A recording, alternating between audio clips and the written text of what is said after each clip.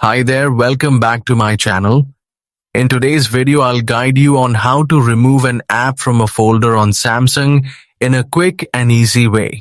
First, go to your home screen where you can see all your apps and folders. Next, locate the folder that contains the app you want to remove. Tap on the folder to open it and view the apps inside.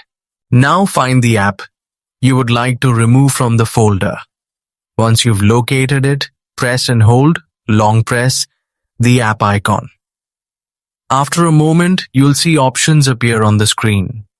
Simply drag the app icon out of the folder and place it anywhere on your home screen. When you release it, the app will be removed from the folder instantly. That's it. The app is no longer inside the folder and is now available directly on your home screen for easier access.